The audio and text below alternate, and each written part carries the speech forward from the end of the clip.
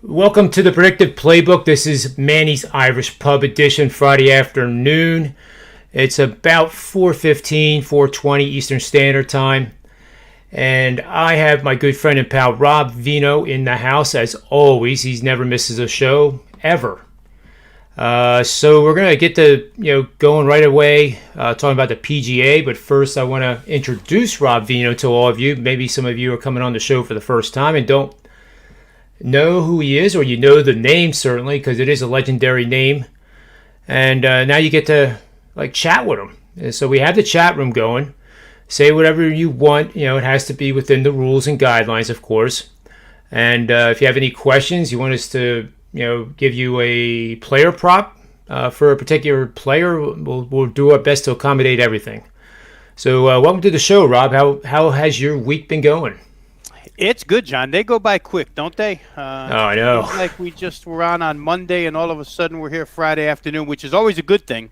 And it's Friday afternoon, 4 o'clock. I look forward to it. We bring our beverage of choice, and we just discuss what needs to be discussed as far as games are concerned. But we got a, big weekend ahead of us, obviously, where NBA playoffs are concerned, Major League Baseball, golf tournament, as you just said.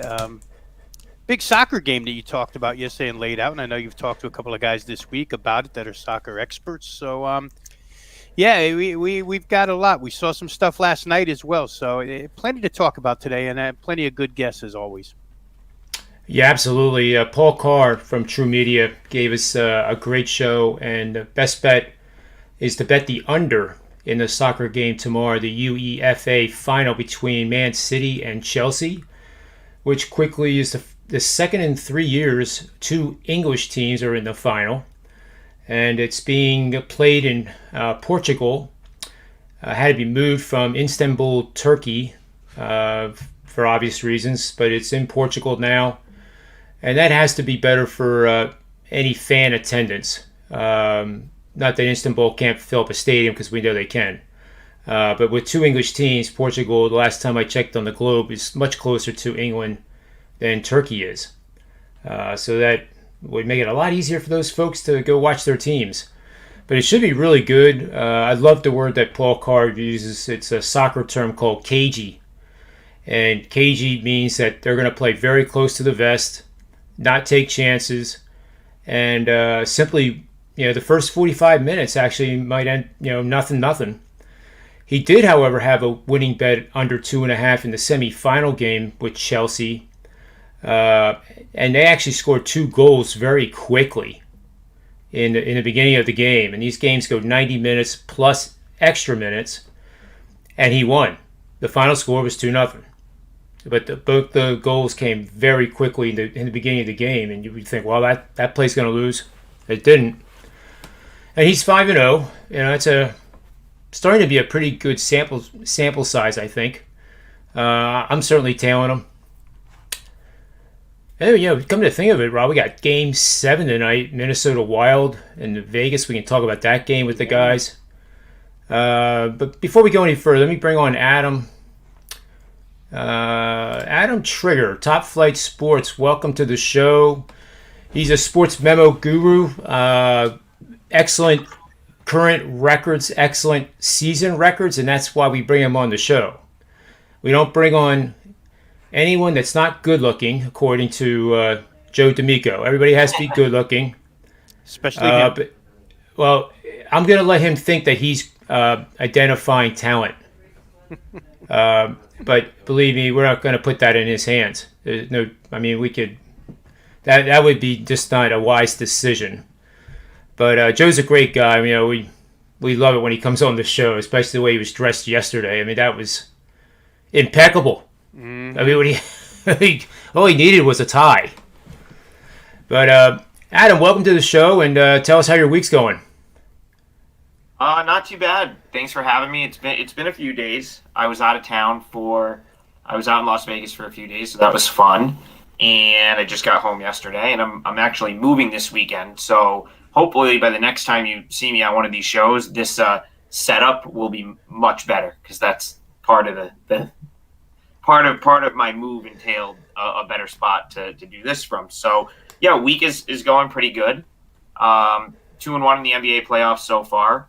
So that's good. Baseball could be a little bit better. I keep ending up on the wrong end of just basically every extra innings bet I think I had this year has been a loss. I just cannot win one in extra innings. It's just I had the Diamondbacks last night. They came all the way back down 4-0, tied the game, lost in extras. So that's been frustrating. But I'm hovering right around even on baseball, and it's only May 28th, so not really worried about that. And basketball's going pretty good, so I can't complain.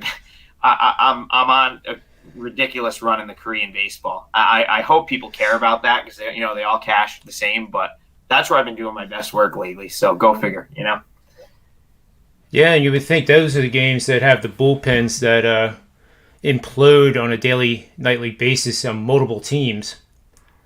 That those are the games you would think that you would get hosed on if you were. Yeah. I don't know if I would ever play an under in KBO. Do you? Well, I actually I had hit 12 of my last 14, and this morning I had under 9.5. I went to the bottom of the ninth inning of a 9-0 game, so I needed 3 outs, and they just gave it up. Like, first and second, 1 out, and guy gave up a shot off the wall. So, but unders are actually pretty. I mean, I think the books kind of juice up the over, so you usually can find pretty good value on the unders. You just have to know which bullpens to trust, which ones not to. There's a pretty big disparity between like the top 3 or 4 bullpens in the league and like the bottom 6 or 7. So I think if you pick your spots, you can find an under. But I haven't done a ton of totals this year in that league. Yeah, it's probably smart. It's probably very smart to not do too many of those. And as Tony Finn says, everything in moderation. So don't bet too many totals. No, don't cross the street too many times. Everything in moderation. Yep. Excessively. It's brilliant. I mean, that sounds like something Confucius must have said. Yeah. And we all know the guy who said it. Who said that, by the way? You, Tony Finn. Well, I said it, but I'm quite certain that I didn't make it up. I just heard it somewhere. I liked it, so I've used it. I stole it. I don't know how the trademarks and patents work, but as far as I'm concerned, you're the founder. Yes, it'll be on your epitaph. Yes. And if you know how they do the quotes in like that series Criminal Minds, where they always have a quote about famous person said this, or Helen Keller said this, or President so and so said this. Could Helen Keller talk? I didn't think she could talk. I thought she was. Well, I mean, it's written and somebody else is reading. Because some of the people are deceased, Tony. They can't actually say it on the show because they're deceased, so they have somebody else read it for them. Yeah, that's true. That's right. I'm just going to send you my script from here on out, and I'll just be here. I'll smile, and you read it for me. And that'd be pretty cool, though. It'd be a good show for you. Criminal Minds and the great Tony Finn once said. So how's your day going, Tony? It's my mantra. I woke up. It's a damn good day. I got 2 things to do. I've already accomplished both. So wow. It's a better day. Yeah, I've pissed my wife off and F something up. It's a good day.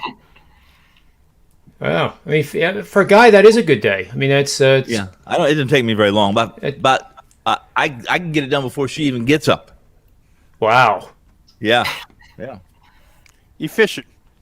Whew. I know. I just backhand her. As I get up, I just accidentally, I'm sorry. It's a good day.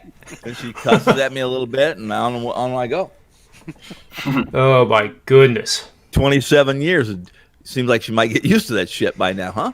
Now, I'm going to say it. I said it. I'm going to say it again. I'm going to say it again. The Celtics suck, and they stink.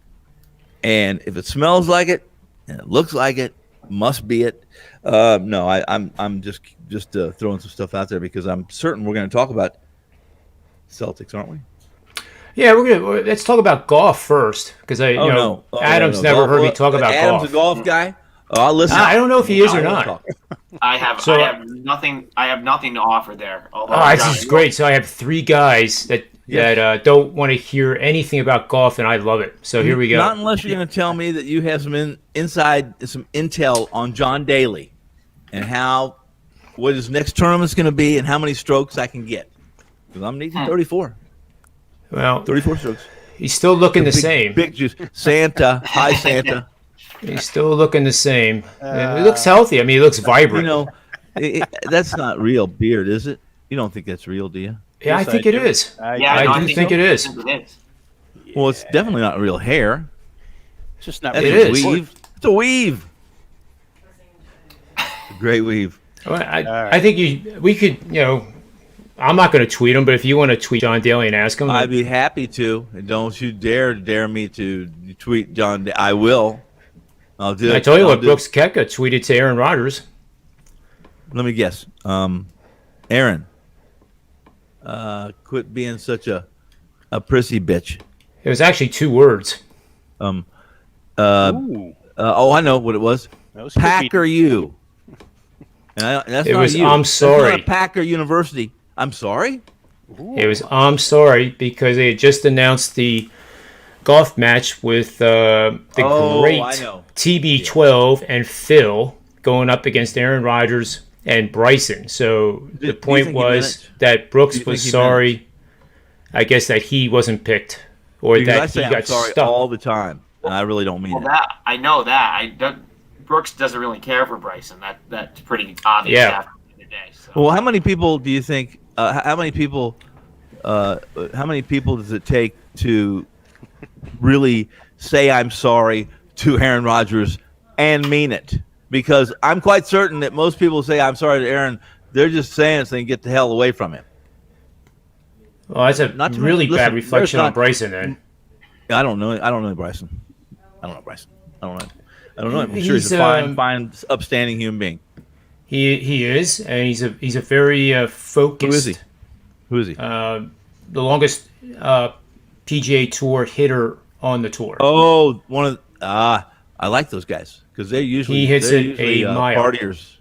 Yeah, they're clicking on something different than I'm clicking on when they get over the ball and distort their body like that to hit a golf ball 500 yards. I mean, it might be the equivalent of a pitcher throwing about 102 and what his arm looks like in slow motion when they're throwing that pitch. It's quite cartoonish, animated. And, Tony, the only thing is Bryson would be the example of a pitcher that, threw like 90 one year and then came back throwing like 101 the next year, which is still like kind of like a some kind of foreign how substance. that happened so quickly. Some kind of crunching up Adderall and putting it on the end of his fingers, and that ball is going a little bit faster. So anyway, Bryson during the pandemic did a lot of working out, and has really bulked up. He drinks, upwards, I guess, pretty close to 10 protein shakes a day. Yeah. And he is really strong. Wow. Well, and Really strong. Is that what's he hit the ball? How far does he hit it? 350. Well, that's it. I can hit 350 on level. left-handed. 350 yards, not feet. Though. 350. Nah, he's got to Yeah, hit it. He's got to be able to he hit can do that. that. That's an average drive with Right, level I was gonna say, he conditions does it like and no every- wind. He does it like every hole. Listen, here in the desert, I can drive that ball 450 yards. We're not counting roll, Tony. I We're can not drive counting roll down the no, highway. we'll count and roll. Definitely count and roll. Well, then Bryson's probably 450. Oh, I'm 451. If you hit it into the wind in Vegas last week, I think anyone could have hit it about 400. Is that was you didn't out have of to. control? You didn't have to.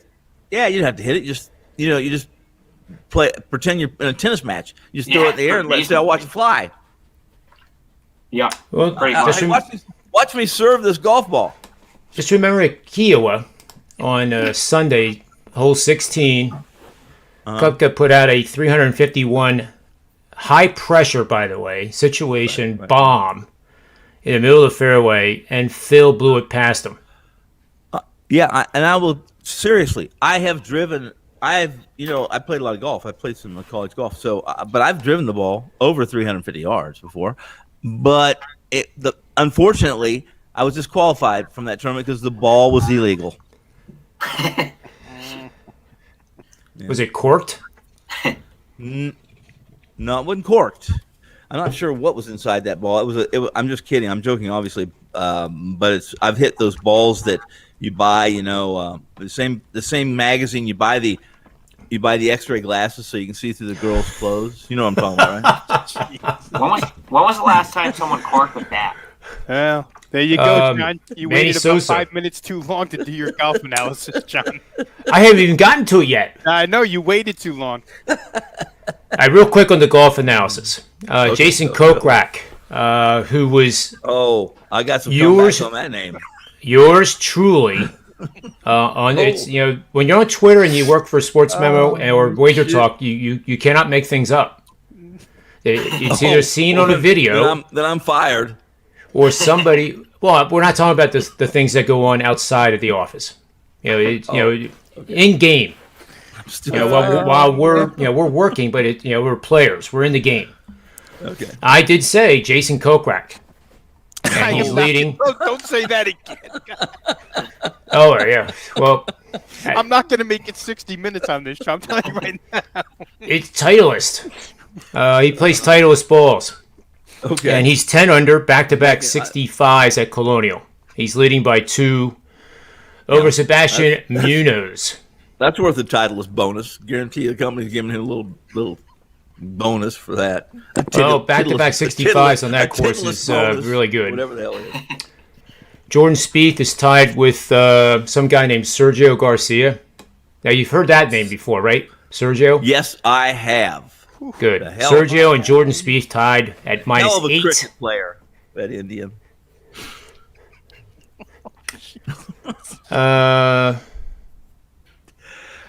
No, I know. They must have had weather down there because it says Jordan Spieth on the second hole.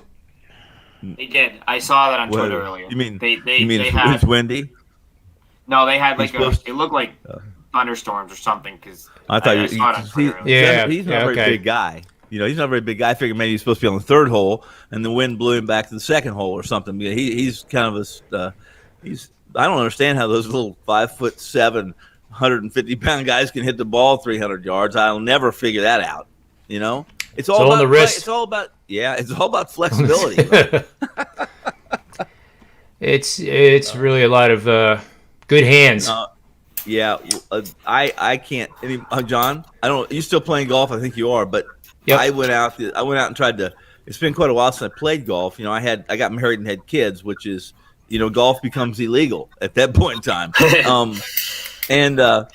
And I went to swing a club, and I think I pulled about 4 or 5 muscles, in my back and in my shoulders. My flexibility is bad. It's so bad, it's stupid. Yeah. Well, then I guess don't play golf. There's no limbo golf in my future, by the way. Well, I mean, there's other things in life, Tony. I mean, you don't have to play golf. Maybe you could try bowling. Oh, yeah. Well, I like the Miller High Life frame. I think it's the 5th frame. I don't know which one it is, but it's the Miller Lite frame, whatever the hell it is, in the bowling. Yeah, I mean, that's when you get the red pin, I guess, right? And Yes. if you get a strike, you get a beer or something. Oh, that's fun. The red pin. Yeah. That's moonlight bowling where I come from. You can only do it at midnight on Saturdays, Well, among other Yeah. things. All these rules, and you guys remember all I the know. rules. Yeah, I do. well, I mean, again, when you live in cold weather environments, well, it's true. bar games and bowling. That's it. and there's no internet, no highways, and all the girls are second, third, and fourth cousins. It's hell. That's you don't have a lot- your you don't neck have a of the lot to woods. do. That's not where I come from. That's where you come from. Tell me, try not to go backwards Yeah. into your childhood. Back to the Yeah. plains, Sorry. Tony. Back Yeah. to the plains. Yeah, Back to the Ozarks. Mm-hmm. you should be on that series if they have a series 3 called the Ozarks. You should request an appearance. That series is very accurate, by the way, guys. Great show. Let me tell you, That's a great show. It's accurate. There's so much money down at that lake. Like the Bushes, they have a home. Adolf Bush, whoever, Anheuser Adolf. They all have a home down there. It's so the homes are so big. It's like, is it a lake bigger than the home? No, it's a big lake too. You know, it has more shoreline than California. Is that possible? Oh wow, that's That'd be pretty amazing cool. considering it's landlocked. Yeah. Well, I mean, it has more shoreline because the way it was made and developed. It's got all these coves, and I don't know that that's accurate or that's a fact, but that's what someone told me. This has got more shoreline, and I will tell you this: it takes a couple days if you're drunk and on a jet ski to get one end of the thing and back. I'll tell you that much. You get lost 5 or 6 times, so it's quite the adventure for certain. Yeah. I'm not Big going to lake and very accurate show, by the way, and a good show. I enjoyed that show. It's not on anymore, is it? I think there's one more season coming up. That'd be good. You're never going to do Yeah. one more season. Yeah, because there's a couple characters on there I quite enjoy, so I need to see what's going to happen to them. Thank you, Richard. Kalish? Yeah. Consensus called Lakers under last night. Yes, very well done. Yeah, we were all there. That was a good one. And And Joe and I liked Milwaukee. teasing the NFL knows you well. He's probably your next door neighbor. All your friends are in the chat room. Sure, Yeah. no. Is that your neighbor? Could be. The ones you You know, play the- paintball with? You mean the ones that sit on my patio and see how much trouble they get into while I'm doing a show? Yes, they are degenerates in every phase of the word. The paintball might be the sport for you since you can't play golf. I mean, I wouldn't think that requires additional flexibility, maybe a little cardio. Right? There's other sports. There's other sports I'm more adept and genetically inclined to, and we won't go there because we need to talk some sports before I start getting on that. Oh, I thought you were going to bring up chess. Now that's a game you can imagine I like baseball. quite a bit. Baseball. All right, chess. that soccer pick. The soccer pick was from Paul Carr. Just to recap, True Media Sports. John, what time does that game go, John? 3:00 Eastern tomorrow. I think it's NBC Sportsnet or it'll be Prime Is it a NBC. match? They'll probably be A on. match? It is We're the talking about championship soccer match. game of the UEFA. Oh, the And- UEFA. Yep. You're surprised I knew that, huh? Yeah, I like saying UEFA. I don't. When I I say UEFA like too saying- fast, it sounds like I'm cursing. Yeah, I like NRBQ. I do like saying those 4 letters. But anyway, it's Chelsea. I have Manchester City at like plus 550. I bet it before the thing start or really early on in the tournament. So I That's need good. that tomorrow. I don't know if I'll give out Man City as a play. I might. I do. I mean, I still like them to win. I've liked them to win since the beginning. But Who's Man City squaring off against? Chelsea. Chelsea. yeah, it's Is an this- all English final. I guess so. Second time in 3 years it's been all final. English. Mhm. Yeah. And it was supposed to be in Turkey, and now it's been moved because of the situation there to Portugal, which I thought was good because when did the situation ever leave Turkey? It's always a situation, well, you know. I also think that the stadium it's in Portugal, if I'm correct, I think it's where Braga plays. Maybe I'm not sure. I have to look it up. But if it's the one I'm thinking of, it's going to be a pretty cool watch because there's a couple of venues in Portugal where the scenery, that the drop back that it's set against is like awesome, and so yep, and I want to say it got moved to one of those. I think it Could did. be Lisbon, but I'm not sure. But if it's the one I'm thinking of, it's got a pretty cool, setting for a match like that. Should be pretty fun to watch. So And Paul Carr says under 2.5. He's 5-0 on my shows. Very much. can't argue with Under that. 2.5 It's probably anyway. gonna be- Yeah, it's probably going to soccer. be pretty tight. So Under 2.5 is the equivalent in good European soccer, right? It's the equivalent of under 9. It's a 9. It's a key number. 2. Well, you know what I mean. yeah, It's 2.5. Yeah. Unless you're, I think, if I'm not mistaken, the Iceland hockey, it's 2.5s are the equivalent of 4.5s in Iceland. and that's soccer. Did I say hockey? In soccer. It seems like when I used to do some write-ups for some I would edit and post some soccer stuff, and I'd always be amazed that we'd have a 2.5 total in the EPL or in La Liga, and then there would be a third world country league with Iceland and some of the other, I don't know who else, but their totals will be like 4.5 or something. So I don't know what makes it so much different. I don't know enough about soccer, to. Well, honestly, I would think in Iceland it'd be much more slipperier to play on the surface It's tough to play. To more scoring, play soccer right? from one of those volcanic volcanic what do they call them, the warm baths or those spas. Everywhere you go, you can just kind of get into. Hey, there's a hot tub, and it's naturally heated. I'm just not so certain I want to get into a volcanic hot tub. And that has to do with sports how? You want the punchline on that one? No. Yeah, I'm let's sorry. hear it. No, I don't. I'm not going to go there. Just from firsthand experience, You've been to Iceland. Go ahead. Adam was talking about scenery.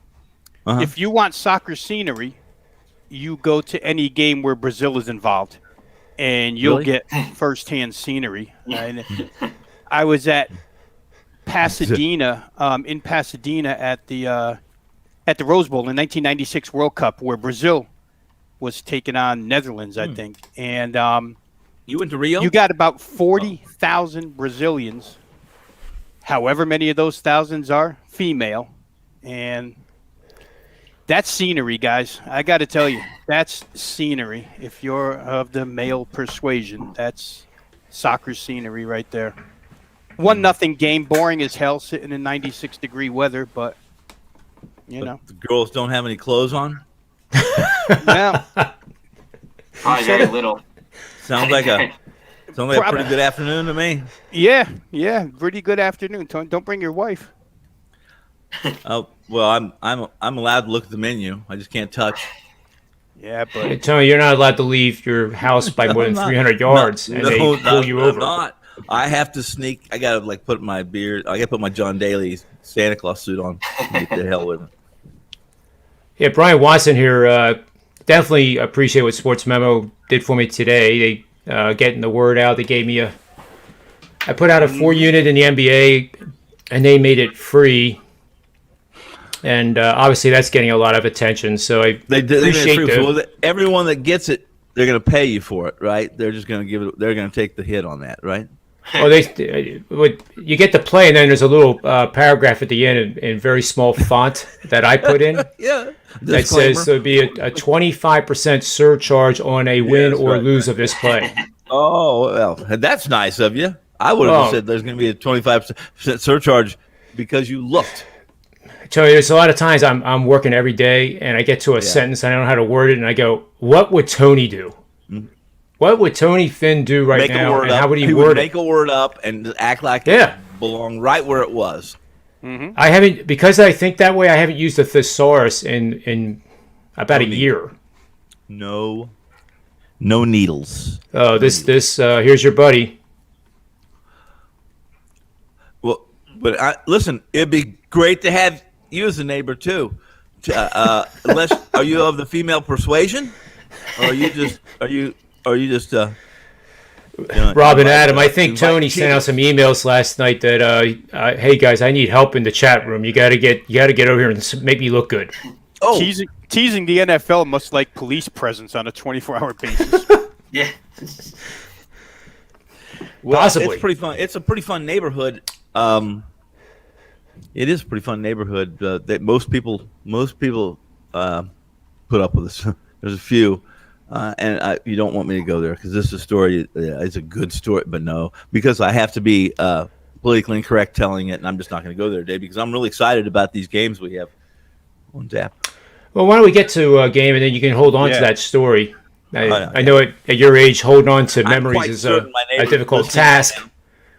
Yeah. What? My age?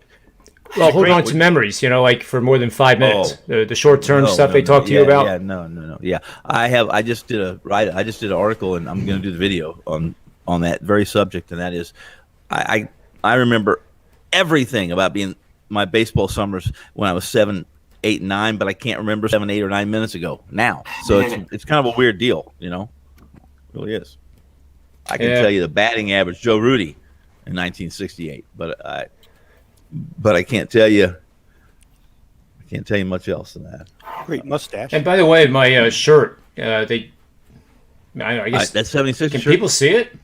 Oh, Well, yeah. I can see it. I can Now, see do you remember it. how It says- Joe D'Amico showed up yesterday with the sunglasses and the Knicks? And yeah. Well, you couldn't see his. he couldn't- actually didn't look well, but he was wearing those clothes. This is I saw this that. is my attempt to be like Joe D'Amico. That's about right. And underneath I have, that, I have underneath no watch. Does it say? What's it say? Does it say I'm a fair weather 76ers fan? Oh no, this shirt is from 2014, my friend. Oh, The only year I had season tickets, and the reason we got them was actually by dumb luck from my Phillies account manager.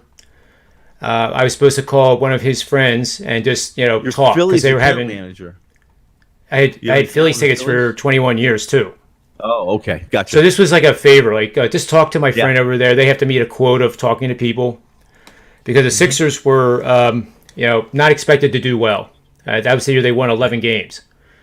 So 2014. I go through the motions, and I'm figuring that at best the seats are in the corner, And was then that Embiid's rookie year? Was he? no, 14. it No, was I think he was Carter still Williams. in 14. Okay. Carter Williams, and MCW. our family favorite player was Henry Sims. Oh, Henry Sims, power forward. How many minutes did he average a game? That kid play at Georgetown? Yes, yep. Who was the coach at Georgetown then? John Thompson Jr. Maybe the kid. Yeah. I think it was. Maybe Yep. the son. Maybe the son. Yep, it had to John be. Thompson. John Thompson spent a lot of time out here in the high roller slot rooms. You knew that he was the word avid is probably incorrect. It would be more like he was a compulsive $5 slot player. Lots of stories about him, John Thompson, out here playing high end slots. Like John Thompson. Or John degenerates. Thompson. Yeah, as long as you're a degenerate, you're okay with me. We love them. Let's see. Let's move over to Adam here, and start us off with a free play, and then make sure that we all remind him to do the plug and the promo of everything he's got going on over there at sportsmemo.com, and let's start with the free pick. All right, what are we? You want to talk baseball or basketball first? Because I got one in each. You got the mic. Do Whatever them you both, want. Adam. Do them both. All right. Yeah, we do both. Yeah, so I'll touch on. I'll start with baseball because that's the one I actually posted for free, and I won't go as much into this one because I'll just basically. So I'm on the Diamondbacks, minus 130. Wow. It's 3-unit play. It's a 3-unit play, so it's the smaller of my 2 plays today. I know they've lost 11 in a row. I hadn't really been on them in their losing streak until last night, and I'm a little annoyed with myself. I went back. I really liked Matt Peacock, who was supposed to start the game last night, and he got scratched late. And hindsight's 20/20, but I went back and I said, you know what? I list my pitchers, so I was out of the bet. I went back and I rebet it with the new starter, which turned out. They went down 4-0. They came back, tied it at 4. They ended up losing in extra innings. We've all been around long enough to know that they're not going to just lose every game the rest of the season. So yeah, 11 losses, consecutive losses seems like a tough spot to bet a team, but. 2 nights ago, they had a lead that they blew, lost to the Giants, but they still had 13 hits. And last night, they kind of blew up the Cardinals' bullpen. And Arizona's bullpen, which I think is going to have a little positive regression because I don't think it's possible that they are as bad as their numbers to this point in the season. The only run they gave up was the freebie top of the 10th where the guy's placed on second base. Otherwise, it was 5 1/3 of scoreless relief. Tonight you got Baumgartner on the mound. And I know he's been hit or miss, but if you really look at his game log, the teams that have hit him have been all the West Coast teams. So he's got blown up by teams like the Dodgers, the Rockies, pretty much teams that have seen him in a D-backs uniform. It's all the only teams that have hit Bumgarner this year are AL West or NL West. The 4 starts he made against which are now all AL East teams. This is the first team he's facing from the Central. But he's made 4 starts against AL East teams. 25 innings pitched, 2 earned runs. So I definitely think he's had an advantage against teams that haven't really seen him. And the Cardinals, of course, haven't seen him since 2019. The pitcher for the Cardinals tonight, someone I think me, you, and I think the 4 of us actually broke down for a while, maybe a month ago. It's Johan Ovidio. I probably butchered his pronunciation of his name. But, we talked about this on a show a few weeks ago.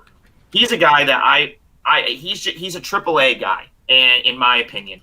He has AAA stuff. It seems like the Cardinals sort of just use him when they need him. He hasn't even been up. I think this is his 5th appearance of the season. And I'm just trying to go to just a couple quick numbers here. He's got an ERA close to 6. And the last time out was a relief appearance. He walked 5 guys. And I know Tony will probably comment on this because he was the one that talked about his stuff not being very effective and not having great command. So to see 5 walks his last time out, just not very good. The game that we had talked about was April 28th against the Phillies, and the Phillies beat him in that game. So, the Diamondbacks, they had 13 hits 2 nights ago. I think they're starting to hit a little bit. And, the Cardinals might have the better bullpen here, but the Cardinals bullpen got blown up last night. So, 11 straight losses. I think there's a reason this moved from like the -110 range all the way up to -130. It might even be -135, -140 some places now. But still, I jumped in at -130. The losing streak's going to end sooner or later. Chances are it's probably going to end at home. And, this is why they pay Bumgarner, right, to come in and be the stopper and win this game. And he's been super effective against teams outside of the West, either of the West division. So I'm pot committed a little bit here because I was on him last night, but I'm going to take another shot with Arizona here. Great stuff there, Adam. Mr. Finn, let's start with you. Yes. Anything that you're seeing in this game? Agreement, disagreement, over, under? I was on first 5. I played. I have been a Carlos Martinez. I'm a fade of him almost every time he goes to the mound. Him and Wainwright, to be honest with you, except last night and probably tomorrow. I think Wainwright goes tomorrow or Sunday. This Arizona team is hitting. There's nothing wrong. Listen, Arizona can hit the ball, especially if they get a little bit healthier. That's not their issue. It's starting pitching. And Bumgarner is, in truth, a guy who's been the most reliable for them. Mike, and listen, he's got his spin. His metrics are really close to who he was in 2017. The last year he had the velocity that he has now, and 1.08 whip, Tony. That's his whip coming in. Right. And I'm not a big listen. His xFIP is close to his ERA. I think he's pitching. It's not. This is not something. I don't expect regression. Okay, from Bumgarner. However, I've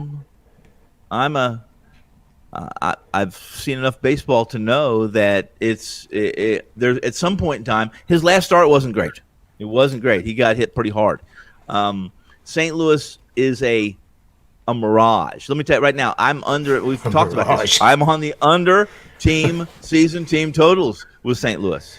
However, it doesn't mean I try my best to put blinders on, guys, because I don't want to be. The reason I don't play a lot of futures in baseball is because they have a tendency, or they used to have a tendency, to affect my vision during the season, and I would fade that team that I was under on the season win totals, even though we all know that they're still going to win probably 75 games or so. And if it was up to me, I'd be fading them every game. But I would say this: Yes, yes. I thought I lost that game last night, guys. I did. I walked away when it was 4-0. Then it was 4-3, and then I saw. Listen, we escaped bases. I escaped a bases loaded, nobody out in the seventh. Yeah, or something like that.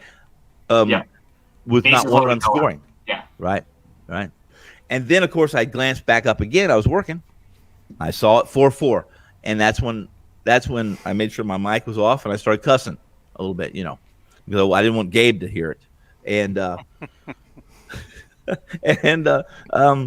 and then I looked up again, and I have a lot of faith. I don't have much faith in Arizona. Let me tell you, they're going to have to score. They have to score because I'm not one that trusts their bullpen. I don't trust a whole lot of bullpens, although bullpens have been better this year than they were last year. So that said, if I'm on this game tonight, I certainly would lean, absolutely lean to the Diamondbacks without question. Although they've been pretty miserable on the road too. Not quite as bad as Colorado, 3-20 now. They're home tonight. It's in Arizona. Oh, they're home tonight. That's correct. They're in Chase, and I'm going to assume the roof's going to be closed tonight because I think the heat index is going to be over 100, and I think that's what it is. Heat index over 100 degrees. They'll close that roof, which, in my opinion, will help Arizona. So I'm sure you know that Arizona is 4-21 in the month of May, and they are on a current 11-game losing streak, but they're favored. Yes, and that's the part that gets me. That's the part that gets me on Arizona. The fact that a team that is that bad is actually favored, whether the roof is closed or not.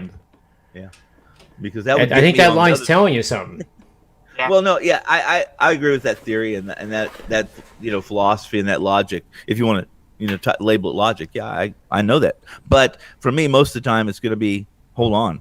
This team deserves to be a favorite, like I deserve to be president of the United States. So I'm typically going to be the other side of that. Lots of cancellations in MLB already. Pirates Rockies canceled. Braves Mets, Brewers Nationals all canceled. Mets is canceled. Yep. See, that's the game I really liked. Jethro Tull tonight. Really like Tull. Yeah, Arizona. Looking at the stats, and wow, reads like an obituary. I like Ian Anderson. Damn it! Not that I don't like Walker. Did I tell you, Tony, that Ian Anderson's father was my high school baseball coach? I think I probably have at some point. Did you sign all his albums for you? I didn't. That's a little. I didn't know. I know what you're talking about now, but I didn't know that. You're too young for Jethro Tull. Are you too young for Armageddon, where he says, "I hate it when they think Jethro Tull was the lead man or the lead singer for the group." It's Ian Anderson. By the way, everyone listening, they all probably know more than I know about that. But the best song, Tony, starts out "Sitting on a Park Bench." Yes, it is. Yes, and they were not one-hit wonders. They were Jethro Tull. Yeah, I always wondered how one guy could make all those different sounds. A synthesizer. Oh, I'm just kidding. There's drums involved and everything. I thought the guy had like 5 arms. Peter Frampton could make a lot of different sounds, but he was quite talented. Yeah, I was at that concert where Ted Nugent got hit in the head with the pinball. They threw it from the crowd and hit him in the head with the pinball, and he left the stage. And I know who threw the damn pinball too. That's sad. I know who threw it. Son of a gun. It wasn't your wife, was it? No, she wasn't born yet. I don't think. She definitely wasn't old enough. If I was dating her then, I probably would just gotten out of prison. Well, there's a lot of women fall in love with prisoners. Yeah, and it was the Ozarks, so it's probably legal. Yeah, probably. I don't think you have anything to worry about this time. I said not this time. Just getting limitations up. A little transition to NBA here. Let's do it. George Carrera says, "Hey Rob, quick question." And now maybe George doesn't know who he's referencing here, but Mr. Vino, I love saying this. Mr. Vino has won back-to-back #1 rankings at Wager Talk in the NBA, which is it's only been done once before by that Dave Koken guy, and it was Tony Finn tells me it was like 1920. What did Dave Koken do? Back-to-back years in the same sport, #1 at Wager Talk. And Rob Vino's the second one to do it. Oh, I've done it 4 times. You have? Of course. Yes, I have. What sport, Tony? Baseball? What am I missing, Rob? What am I missing? NFL? He's setting me up. No, Hey, I what? believe, to the Maybe best I'm of my wrong. knowledge, I'll look it up for you. to the best of my knowledge, Tony Never would been be done. Tony would be the winningest handicapper at Yes, Wager. that's what I've been told by Some You people. know? the Wager Talk gods. But I That do believe Tony Finn is the largest money maker in the history of Wager Talk for his clients. And here's the deal. Yesterday, there was a guy on Twitter, and he said, "That Tony Finn, he's horrible." So I'm not sure. I'm quite certain I'm horrible at a lot of things. I just want him to be more specific about which one I'm horrible. Which one is he referencing? Because I'm horrible at a lot of stuff. Mediocre. Why don't you try that word? Horrible is really a negative I'm term. horrible. Mediocre is like, I'm a at least you're horrible trying. husband, I'm a horrible father. I'm horrible at a lot of stuff. But relative to what? I mean, you can't be bad at something if you don't know what good is. Well, If I played golf and I didn't see Phil Mickelson play, I would think I'm great. no, don't do this, John, because then. But I'm now gonna I start think watching- I'm then mediocre gonna start because asking I you to see say that. this stuff to me before I go to bed. I'm gonna have to call you and say, John, can you I don't want to watch Shameless tonight. Can you make me feel better about myself, please? Tony, do what you always do. Watch Shameless. You become mediocre. Oh, I become Upgrade to mediocre. I become above average. There you go.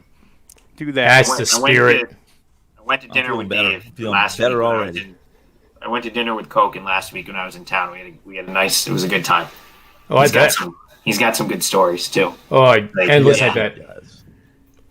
But on the question from George here, Rob, it seems like we've gotten your secret out here and why you're doing so well in the NBA, because apparently you never give out unders apparently in basketball. So if we He always gives out bet more the unders. over, guys, we'll do great. Well, He gives out more Say- unders. He does more unders. Any sharp saying that total you- player. saying that you always bet the over to anybody listening would imply that you bet the entire board and you bet every game over. That's not the case. Do I? When I look, everybody looks at a card differently. Do I look at the card in football and basketball, not baseball, football and basketball, immediately looking for overs? Absolutely. Probably the last 6 years. With the rules changes and everything, and for a couple of years, maybe even 3 or 4, you beat the odds makers to the punch because they can't really, they don't raise it or adjust enough. They've really begun to adjust quite a bit when you see some college football stuff, high 70s. We see 4 or 5 games in the 80s now in college football, so adjustments have been made there. But yeah, if the guy, Jorge, if he's saying that I look for overs, absolutely. I would even call it that I hunt overs. When I look at the card, I'm hunting for overs. And if I don't feel the game can go over, it takes an awful lot of components, angles to my handicap to place me on under. Because I'm just unders are, well, you see them in the, hey, guys, I had a comment real quick, guys. I'll go off track for just a half a second here. I had a comment in my Twitter feed that said we need more unders in the NBA playoffs, not overs. But the NBA playoffs, total-wise, guys, are 10-9 to the over. So where these old notions come up that you need to play under, that may have been true, and I've been around the block a long time, 29 years. That may have been true years ago. Under, playoff, more intensity, under. But we don't live in that era anymore. Tony Finn will tell you pace and space. Things are different.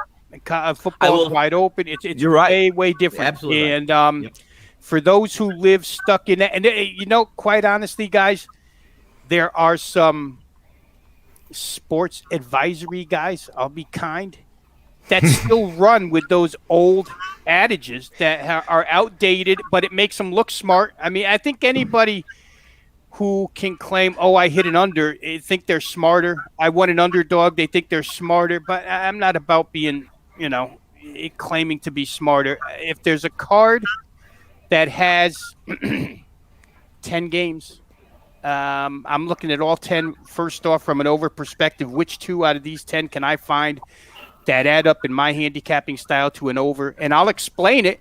It's not out of the blue. I'll explain it to death why I like it. Do they always win? No, but has the NBA won for 3 years? Yeah, pretty much so.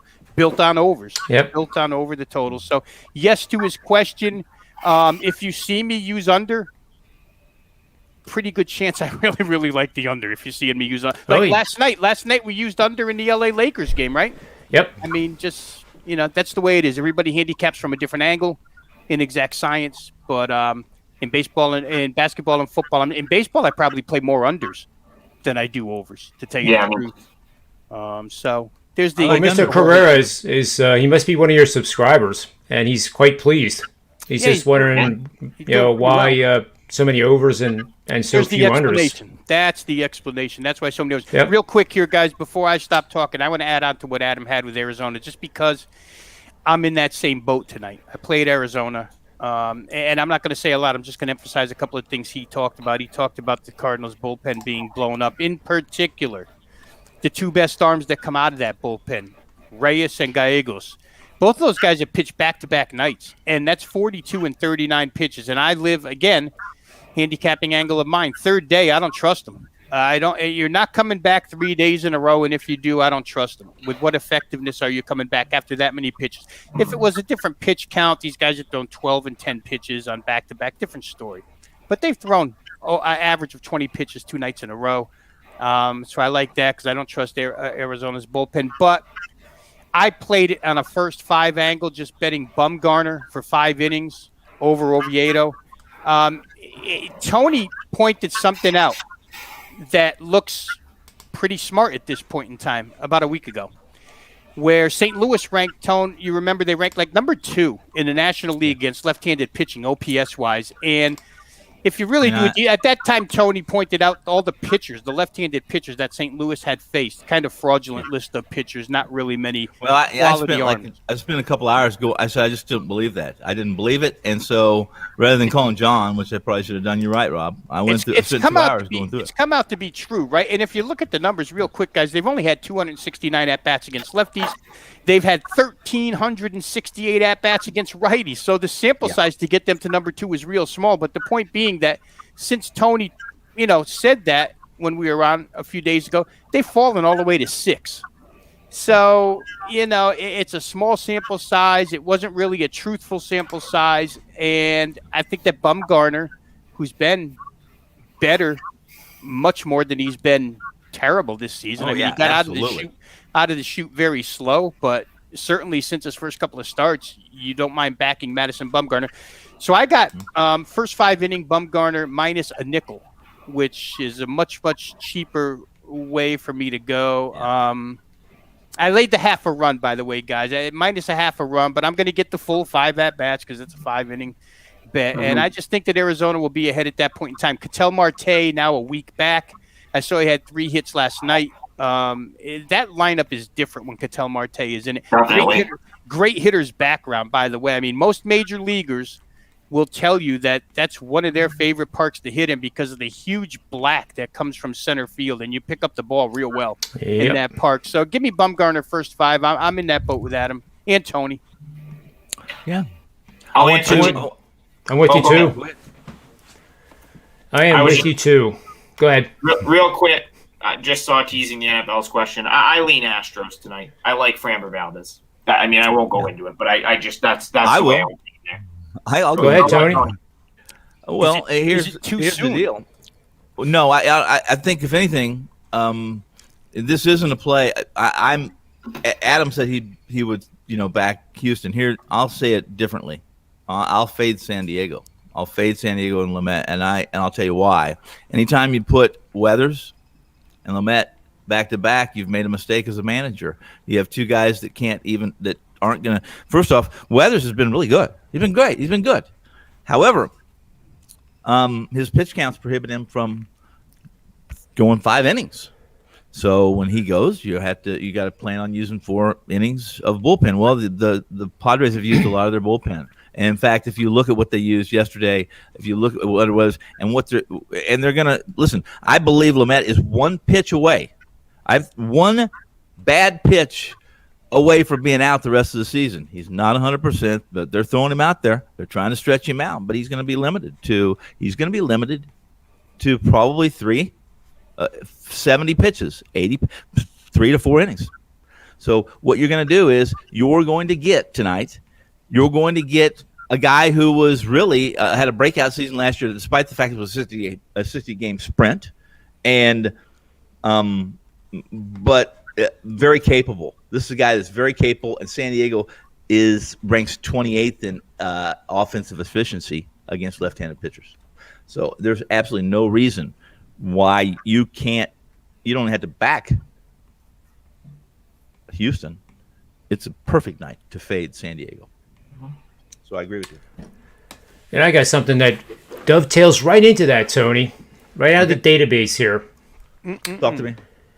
Betting on home teams facing an opponent after 5 straight games where they stranded 7 or fewer runners on base and has an exhausted bullpen. 3 straight games throwing 4 or more innings. That home team is 94-34 for 74%. Does Houston fit that criteria? Does it fit that? Does he fit Yes. those variables? Yep. Okay. That's the last 25 years, too. John, That's one of my better ones. John Kelly Vegas Ryan said it's a play. See, I like that new saying that people use, like, oh, he just pulled that right out of his database instead of the other term that we're used to hearing. I mean, doesn't that sound better? Like, pulled it right out of his database? Yeah. Listen, we're not under FFA, so you can say arse if you want to. I think. I believe so, as long as it has a I've done hashtag it in the front. 25 times, I think, today. So. Plus, Astros are they're 16-10 at home. And they have a It's full when I do house. it on Sirius. It's when I do it on Sirius Radio, and there's about 2 million listeners. That's when I just say, listen, okay, I'll read about that when I get off the air. What words I can and can't say. Oh, it actually gets even better if we're playing on Can't get better. home favorites, because when this line opened, Houston was a dog. Now they're a favorite. And this goes up to 80% over the last 25 years when it's a favorite. Before, we were only at 72% or 74%. Now we're at 80. Was Houston a dog in this open? I'm going to look at it right now. That's what I have. I show the opener. Well, I'm showing, depends on what opener you use. I'm showing that, hold on, I shouldn't say that because guess what? You're right. I'm showing the same. I'm showing that 125. I don't know what WT Wager Talk's using. We used to use Bookmaker as the opening, so we would have an opener. And what we did is we put Bookmaker in because they would put some outlaw lines up, overnight. And then they would limit it $500, and hell, $500 would move a number, in football. Yeah. Yeah. Hey, real quick, guys. First off, let me just reiterate what Adam was trying to tell us there. Astros have a full house tonight, attendance-wise, in case the listeners missed that. Right. Have any of you guys, well, and let me say this too, John, in the first trend that, or the first angle, where one of the components to that angle was bullpen having thrown 4 innings. Yep. I'll just say that where bullpens are concerned, I'm not much of an innings guy. I'm more of a pitch count guy. Innings can be really deceitful. You could have a 7-pitch inning nice and easy, or you could have a 22-pitch inning really rough. So innings to me isn't descriptive enough when it comes to handicapping bullpens. Guys, anybody here, because I read an entire article out of the Houston Chronicle this week about the Houston bullpen in complete disarray, which it has been. Have any of Has you been. seen? I tried to look. Did anybody got an exact pitch count for Framber Valdez tonight? Because if he's going to be Yeah. gone after 60 pitches, then I don't want No. that bullpen. No, listen, they were going to give him another start. Let me tell you what I know from the Chronicle, Yep. my Chronicle buddy, and that is that his last, he pitched two rehabs. His last rehab was, I think, 4 innings and 71 pitches, and they were going to give him another one. And his rehab, they were going to give him, I think they were going to basically do a 5-inning, 85 to 90 pitch count, and that's what he's going to be at tonight. And if he's efficient, he might get 6.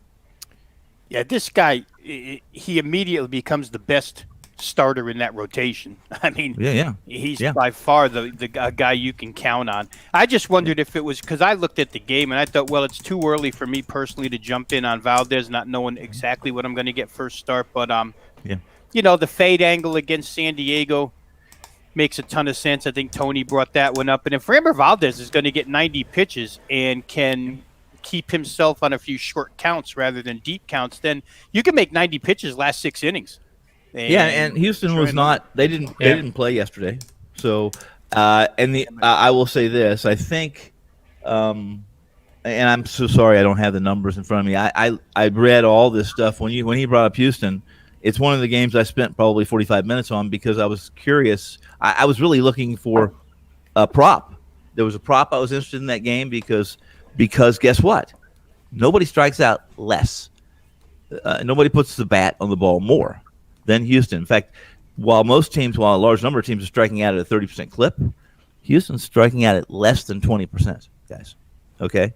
However, because of Lamet and his limit, and the books don't know what there was no strikeout number for Lamet tonight, and that's really what I wanted to look at what they had. So, and of course, I should have known that they wouldn't have one with that restrictions and those unknowns. So that said, I fully expect Valdez to be not against the San Diego offense that is pedestrian. They're pedestrian. Hosmer is not. Listen, Hosmer. I love Hosmer. The guy's a professional hitter, right? Not the best against left-handers. This whole lineup's not. So that team, San Diego guys, leads the league in stolen bases by a long shot. Now, they go at it. But Rob, they don't mean stolen bases. It's almost. I agree with you. Listen, I look at that. I've looked at that by long, not just by long ways, by a Grand Canyon. Look, that's how big. But here's my question to you: how many of those have turned into runs? Well, the only point I was going to make, Tone, was that when San Diego, and it's more of a general down the road point, if you're in a series with San Diego, where the catcher has a extreme trouble throwing runners out at second base, and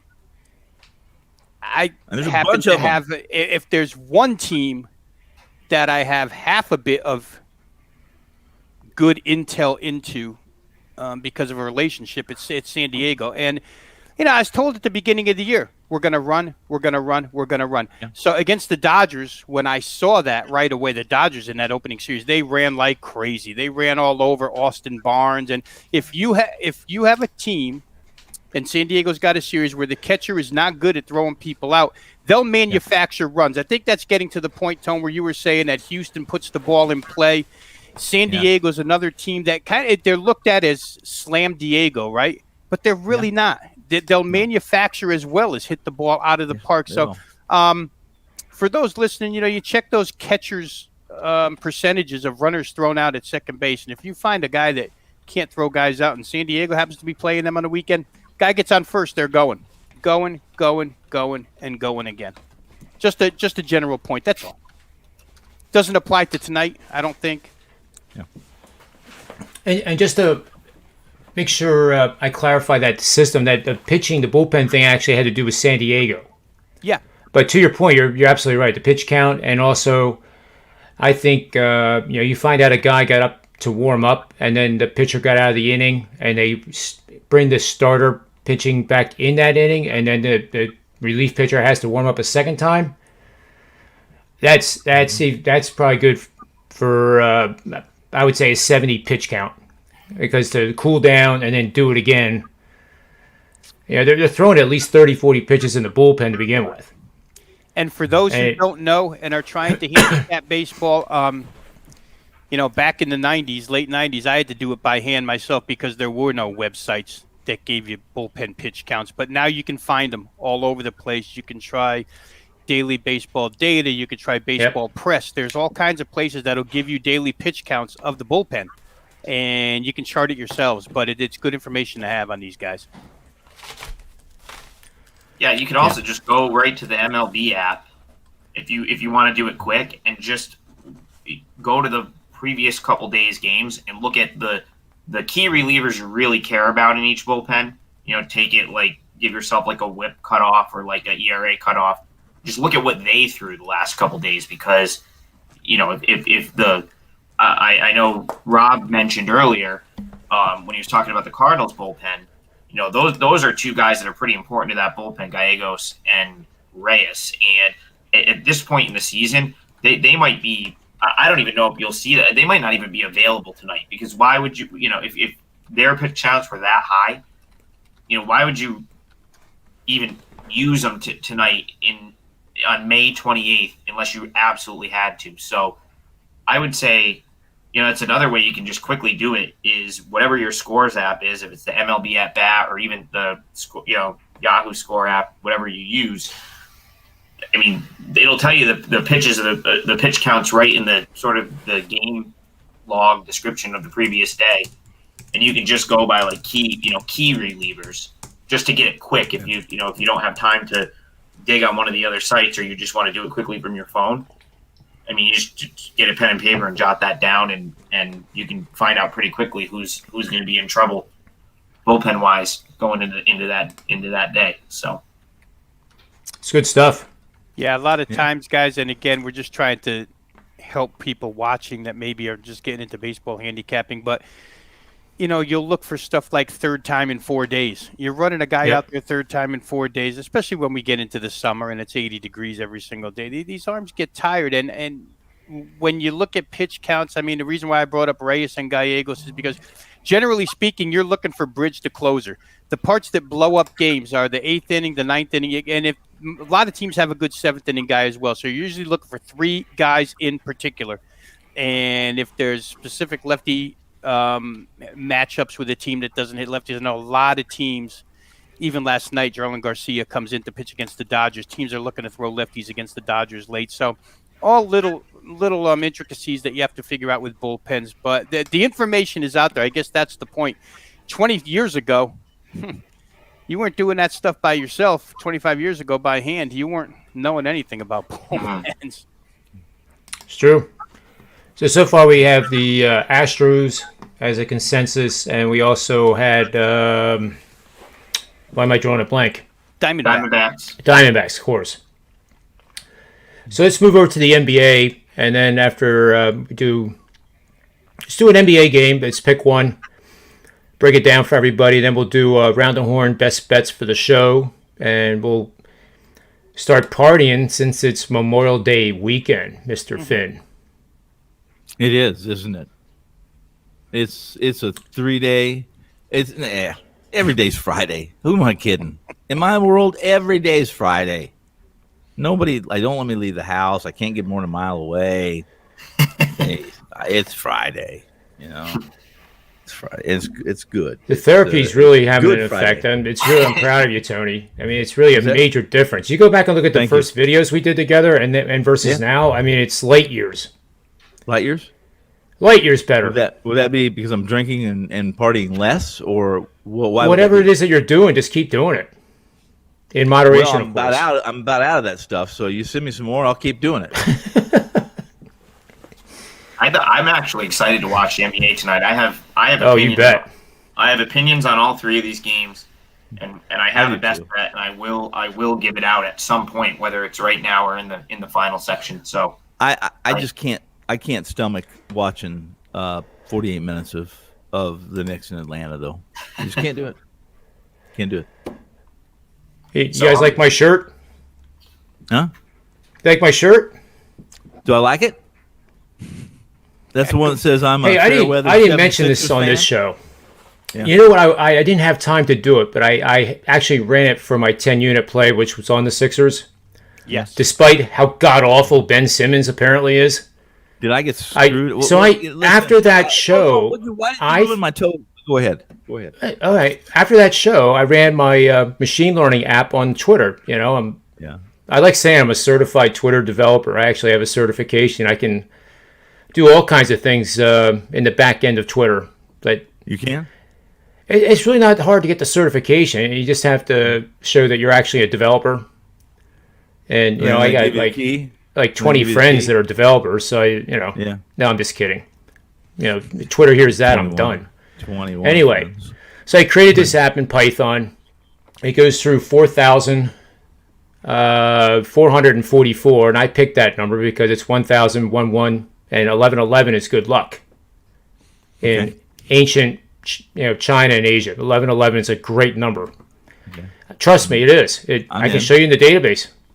You get a betting line that's minus 111, you should bet it. Uh-huh. Oh, yeah. One. Okay. Or plus 111. How about 666? No, you won't see that in baseball. Tony doesn't go that high. Well, what? No, there's all kinds of props that are, plus 600. Oh, well, that's true. I didn't think of that. Yeah. Well, anyway, it goes through Twitter, and I use the hashtag of the teams, the official hashtag of the teams. The Phillies or the Sixers. The Phillies are ring the bell. 5 or 6 hashtags. Or the Sixers are ring the bell. Story. Go on. Sixers are ring the bell. Hashtag ring the bell. It's in the Liberty Bell. Yeah. It was by far, since I've been running this for 18 months on every single sport, by far the most negative sentiment any team in any sport has had that I have run. What do you and mean? The number of tweets that people were making that contained the phrase 0 for 6 was astronomical. Oh, 0 for 6 being... Ben's free throw shooting. In that game. I'm Ben. I'm right. Sorry. Okay, now I'm picking up what you're laying down. Go forward. You're talking to John, so you're talking about Ben Simmons. You know that by now. If you forget my name, just look at my shirt, and you'll know what I'm talking about. Turn around. Let me see the name on it. But I was so infuriated that the Philly media can just be like blind. Just blind. No, it's just bash, bash, bash, bash, bash. So did you know that there are only now 5 NBA players in the history of the NBA playoffs to play a game in which they recorded 15 assists and 15 rebounds? 5. And their teams... Only 5, yeah. Well, okay. Fat Lever was one, and the rest are all Hall of Fame legends. Well, Fat Lever should be in the Hall of Fame. He might be. I'm not sure. I should have looked it up. Fat Lever's fat, and I mean P-H-A-T. Fat. Well, that's his first name. I think he played pretty well. He was a guard. I know. So that happened, and then the Wizards' results were neutral. But the fact that it was so negative, it's a contrary indicator. So what do you really gave me, honest to God, it gave me the confidence to go from a 5 to that 10 unit. I see. Oh yeah, of course. It really did. That was the changing moment. And did you know that? I didn't. Coming off a home game in which Ben Simmons had 10 or more assists and is playing at home. 27-4 the Sixers are against the spread. When what was that again? 27-4 against the number. What was the when he has 10 assists, I think. 10 assists in a home game, playing back-to-back home games. So what you're saying is then, if he had 10 assists in game 1, which was yesterday, and game 2 is today, that as long as they're both home. I see. Okay, that's a small sample size. I want bigger sample sizes than 31 games. If you want to nitpick, they're not back to back. There's a day in between. Yeah, I was actually going to change that, Rob. You read my mind. I was going to say there has to be consecutive home games, so that an away game in between. Can it be in consecutive days, or does it have to have a day in between? Because now we're really getting crazy. Yeah, it doesn't matter. Why not? Why not? Doesn't matter. Yeah, well, why not? Because then it's going to be McDonald's lunch and Long John Silver's. Damn it! But believe it or not, Tony, one of the parameters in the database is REST, R-E-S-T. Yes. So you if have REST that equals you have that 0, parameter? REST equals 0 means It's back-to-back subjective. games. It's subjective. Rest means 0? No, REST, if in a database, if REST equals 0, if I want to know back-to-back games, or the home and away series. What distinguishes rest being 0? That you don't have a day off in between games, back-to-back games. So here's my question. Does the database take into consideration in that situation where maybe one or two of the starters didn't play in the first game of no rest? I can do that. That would be minutes equals 0. No, I'm just saying it. But if you initially run that through the database, it's not going to query. It's not going to. It's not going to put a weight on that, is it? Well, especially when the no. Sixers are concerned, where you get load management out of Embiid, Right. or It's any not load been- management team. Yeah. You're right, Yeah. Tone. No, listen. I've been, spending a lot of extra time on this, on my style of assessment. Handicapping, and one of them was this Denver Portland game, and we really haven't talked about what I learned from that or what you learned from that game. That 5-point win by Denver on the road against Portland. Hey, let's do it. I mean, did you? Well, here's the way I believed I was going to happen in that game. After watching game 2, did you not believe that? I think I said it. I believe that Denver would be more deliberate. They would run their offense and attack the paint because Portland really doesn't match up very well front court size with Denver, especially when your biggest big not only leads you in scoring, rebounds, but assists, and is pretty capable from distance, shooting distance, which makes Denver extremely difficult to scheme for. Guard. Who's going to guard? Who's going to switch? Are you going to play switch? Are you going to, or you're not going to switch on the perimeter, et cetera, et cetera. But more so, I believed wholeheartedly that Denver would focus on not trying to keep pace with Portland from the perimeter and the 3-point from distance, right? And that they would attack the paint,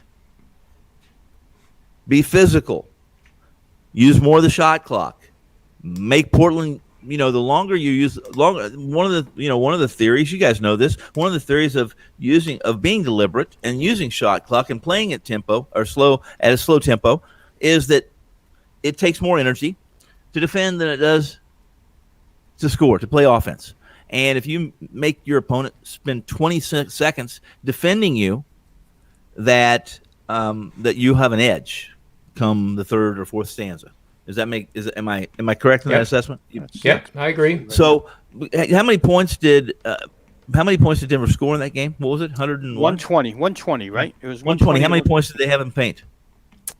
Well, I can tell you that they had 60 from 3-point land, and they had 40. 60 and 20. 82 were from the 3-point line or the free throw line, so 38 only. Well, I came up with 40, but that's close. We're close enough. That is absurd. Right. It's absurd because it's absurd. It's absurd. And what it tells me is this: what I learned at this point, Denver believes, and they believe this. I believe it, and I think you should believe this, whether it's true or whether you believe that what they believe is reality. Is that Denver believes they can do anything they want now. They believe that this Blazers team is fatigued, and you could see a little bit in their posture at the end of that game. I never felt like, it's not that I felt like Portland was going to win that game or had a chance to win that game. I felt like Portland didn't believe, they were going through the motions as they always will. Lillard will, he will stand in front of a bus for his mates. In front of a train, in front of a speeding bullet, whatever it takes to win. He'll throw himself into that container. You agree with that? I think you do too. I think we've talked about this. Mm-hmm. But when you're averaging almost 40 minutes a game, and you're having to supplement McCulloch's point, or whatever you're having to do, it's not just a physical burden. It's a tremendously mental burden. And mental capacity during this point in the season is mission critical. So you're talking about the Nuggets points in the paint? No, I'm talking. Yeah, Nuggets point in the paint. That's right. I have them at 30 for last night because I think we're getting free throw scoring. Okay, well, let's put it this way. Still a lot. It was absurdly low. I mean, when I expected Denver to have 60 or more points in the paint last night, I expected that's the way they were going to attack Portland. And in truth, listen, when Denver gets the ball in the paint offensively, their percentage, their success rate is top 3 in the league, as well as they shoot with Murray and with Jokic, as well as they can shoot the 3. They're capable, guys. What they do, at least the metrics of, I pull them up for you. I guess I could try to pull them up right now, because I was going through all these metrics. And I was saying I didn't get to watch much of that game, so I watched some film, I watched some tape of it. And I don't know about you guys. Did you watch that game? Mm-hmm. Okay, I figure Rob has a vested interest in it. How did you feel about how that game went, and what did you learn from that? Well, what I used today as notes on the show with Teddy and Prez, because I talked about Game 4 tomorrow, where I played Portland tomorrow. Right. Denver, to your point, and John, real quick, to the points in the paint. I think that you come up with 30 probably, which means that 60 of them were from three-point range. First of all, 23s made by Denver is absurd. It's out of character. They don't make 23s. That's 60 of their points. 22 come from the free throw line. That's 82. That leaves us 38 more points. Now, if the number for points in the paint was 30, that means, the 8 points I'm missing had to have been mid-range jump shots that are outside of the paint. Right. Okay, so 30 in the paint, some mid-range. But, Tone, here's what I just thought that Denver shot it tremendously well. 52.6 from 3, 20 made. They were plus 14 in attempts from the free throw line. Portland had been plus double digits in game 1. They turned it around last night. The other side was Portland shot the ball. This is kind of crazy for regulation. They had 100 field goal attempts in that game. They just didn't shoot it well. 31% from 3, their lowest of the series so far. 13 free throw attempts, their lowest for this series so far. To me, Portland wasn't aggressive enough. Portland wasn't shooting well enough in that game. Let me ask you this: where Denver's points in the paint are concerned, who's going in there except for Jokic and Aaron Gordon? I mean, the rest of that team is finesse. And if you just look at those two guys' numbers in particular, Jokic shoots 7 threes, but he shoots 17 twos, 17 to 7. So he's inside the three-point arc quite a bit last night. Aaron Gordon, the other guy I would consider big enough to go interior-wise. Michael Porter Jr. is more of a floater, finesse. But Aaron Gordon shoots the ball 9 times.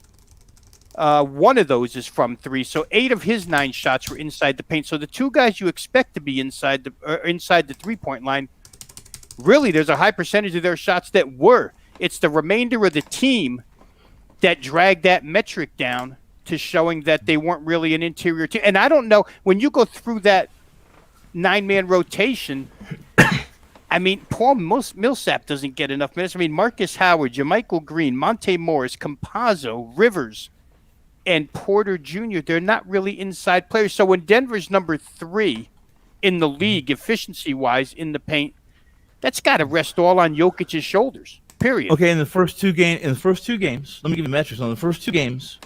Of this series, Denver attempted 35% of its total shots within 4 feet of the rim. Can we decipher how many of those are layups, like breakaway, fast break layups? Do we know transition points? I mean, I could. I would have to. I'd have to. That's the deceiving part to me. About I can tell you fast break points. 4 feet. Listen, 4 feet of the rim is a layup.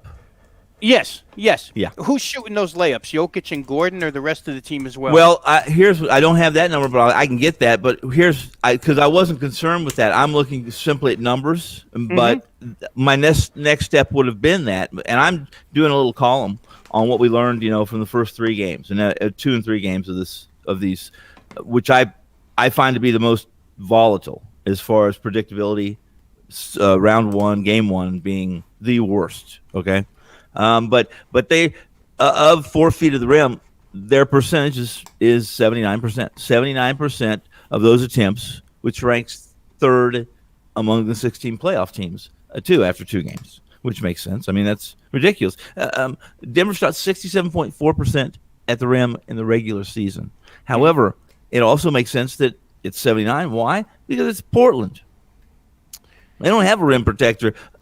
They don't. I mean, Nurse. He's healthier and he's much more active and capable right now than they had anybody for the entire season. Right. However, it's still Portland. Right. Their defense gives up more shot attempts inside the paint than any team in the league. So why go away from that? That's your point. Exactly what I'm saying is why would you you're not going to shoot a 3 when if you can get within 4 feet of the rim at any point in time, and your probability, according to the metrics, is 79%. Why would you do anything else? Unless you feel like you can do whatever the hell you want, which was your original. Exactly right. Right. I get it. I don't get why. And Portland has chosen to let Jokic go off, right? 38, 36, and 34. They basically said, you get yours. We're going to try our best to stop what's left. But if you're going to and with that tone, I don't know if I believe in that theory, to tell you the truth, as far as winning goes, because what it does is last night they used Enes Kanter for 5 minutes and 50 seconds. Now, if you want to rough Jokic up a little, I know they can't stop, and I know Kanter's not a great defensive player, but he's a hell of a rebounder, and he's really good inside physically. And as the series goes on and Jokic plays minutes, you want to try and grind him down a little bit, don't you? So that when game 6 comes, game 7 comes, maybe his 3-pointers hit the front rim rather than going through. I just don't understand Terry Stotts' logic. He reduced that rotation to 7 men last night. Did you? Yeah, that was. I agree, Rob. That was strange to me when I saw the box score. I just thought it was a mistake. Well, it was crazy that it was 7 men. In truth, it was 6. Right, it was 6 right. Because of the 19 bench boys, Simmons had 2. Yeah. And here's the deal with that. And let's go a step further than that. If you watch some of that game, Lillard, 37 points, 15 of 31 from the field, only 5 of 16 from 3-point line. So, but if you looked at what Denver did, they were making basically Lillard work much more than he typically has to, more in the off-ball actions. And they used more double drag actions, trying to free Leonard to get that clean look, and to force Gordon to fight over more screens and tire him, right? And I think that 5 for 16 it's not horrible. In fact, I think if you look at the box scores, you'll find that Lillard was 5 for 16 on many occasions this year. The difference is that this isn't any occasion. Now they're behind the 8 ball in this series, and this game 4 is pretty big. I agree. I mean, it hinges on this. I would say this. I feel like they've become too dependent on Damian Lillard offensively. It's kind of like, I'm trying to think of another good example with a team where they stand around and watch. It could be compared to like what Dallas does or was doing this season with Luka, right? Yep. 4 down, let's stand around and watch Luka because he's going to get his 30-something and take all his shots. But Lillard, they have so many other offensive weapons that could go off at any given moment. And last night, Tone, because you saw it, game 1, they put Porter Jr. in that pick and roll and destroyed him. And last night, they put Jokic in that pick and roll and they destroyed him. And when I was watching the game, the commentary was right on because the guy said from the beginning of the third quarter on, if it were me coaching Portland, I would put Jokic in pick and roll every time down the floor because they can't handle it. So it's funny. Probably, we said the same thing last year when we said this is so easy to beat Denver. All you have to do is attack Porter. That's all you have to do. Whoever Porter's guarding, You use that player, you attack the rim, and you are going to win by on that player's total points alone. Well, of course we're embellishing to a degree, right? Right. But that's his liabilities. I couldn't agree more. I don't understand. I don't understand a lot of things that go on that Malone does. I never have, though. So, from everything that we're saying, if you're just listening, if somebody's just listening to me and you talking back and forth, you think, well, how do you stop playing over 227 in this series? You just don't. Because last night you got 39 points in a couple of minutes. I mean, nobody can stop anybody. It seems to be a matter of who shoots better on a given night. Well, you heard my reasoning for wanting to. My reasoning yesterday for playing that under. And in truth, let me tell you something. Did you? Huh? I thought so. Here's what was crazy was there was 5:30 left in the first quarter, and they'd almost already had 50 points. And in that final 5 minutes of the first quarter, both teams dried up, and I mean it put me back in my under. It put me back in that container, instead of me, saying throwing F-bombs at the TV and throwing something at it, You were in good shape at the end of that game. Yeah, I mean, it's like that Laker-Phoenix game where they went crazy the last 90 seconds. Yeah, but I agree with you. Here's the deal. I really have no problem at all. I'm blind. I think that at this point in time, at least game 4, guys, I really, and who those in the chat room, this Denver team, their posture in the final 5 minutes of that game, 10 minutes of that game yesterday was, listen, we can do whatever we want to do. We have you right where we want you. And I didn't in game 1. I felt the exact opposite. I felt like it was Portland that had, flipped all the right switches, made all the right moves, sacrificed their queen for the checkmate. I felt like that was them. That's a crazy part of this series. Yeah. Is that of all the series, this can flip upside down on its head at any given minute, and you feel the other way. I don't know that I feel that way about the rest of these series. I mean, some of these series are done, finished business. Yeah. I mean, I would. There will be plenty of people to argue about this, and I think it's an interesting conversation. And I'm sure that that both John and Adam can contribute. Is that I'm very interested. I'm